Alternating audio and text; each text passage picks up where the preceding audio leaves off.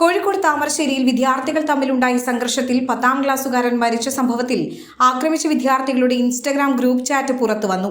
അക്രമി സംഘത്തിൽപ്പെട്ടവർ പരസ്പരം സംസാരിക്കുന്ന ശബ്ദ സന്ദേശങ്ങളാണ് പുറത്തുവന്നത്. ഷഹബാസിനെ കൊല്ലുമെന്ന് പറഞ്ഞാൽ കൊന്നിരിക്കുമെന്ന് ചാറ്റിൽ പറയുന്നു. കൂട്ടത്തല്ലിൽ മരിച്ചു കഴിഞ്ഞാൽ പ്രശ്നമില്ലെന്നും കേസെടുക്കില്ല എന്നും ഗ്രൂപ്പ് ചാറ്റിൽ പറയുന്നുണ്ട്.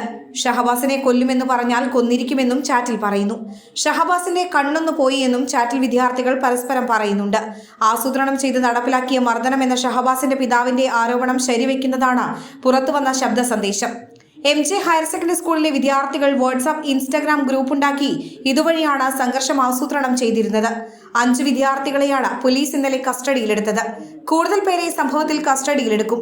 മുഹമ്മദ് ഷഹബാസിനെ മർദ്ദിക്കുന്നതിന്റെ CCTV ദൃശ്യങ്ങൾ പുറത്തു വന്നിരുന്നു.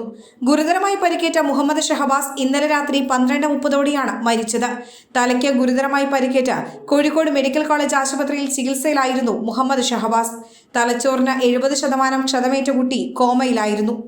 3 തവണയാണ് വിദ്യാർത്ഥികൾ തമ്മിൽ സംഘർഷമുണ്ടായത്. ഇതിൽ ആദ്യത്തെ സ്ഥലത്ത് വെച്ച് നടന്ന സംഘർഷത്തിലാണ് മുഹമ്മദ് ഷഹബാസിന് ക്രൂരമായി മർദ്ദനമേറ്റത്. വട്ടം ചേർന്ന് മർദ്ദിക്കുകയായിരുന്നു. വിദ്യാർത്ഥികളുടെ പക്കൽ ആയുധങ്ങളുണ്ടായിരുന്നു. നഞ്ചക, ഇടിവള പോലുള്ള ആയുധങ്ങളുമായി എത്തിയായിരുന്നു മർദ്ദനം.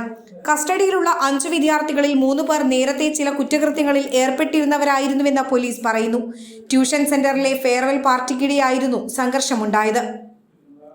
ട്യൂഷൻ സെന്ററിൽ ഫെയർവെൽ പാർട്ടിക്കിടെ കൂകി വിളിച്ചതിന് പ്രതികാരം ചെയ്യാനാണ് MJ ഹയർ സെക്കൻഡറി സ്കൂളിലെ വിദ്യാർത്ഥികൾ ഒന്നിച്ചത്. ഞായറാഴ്ചയാണ് ഫെയർവെൽ പാർട്ടി നടന്നത്.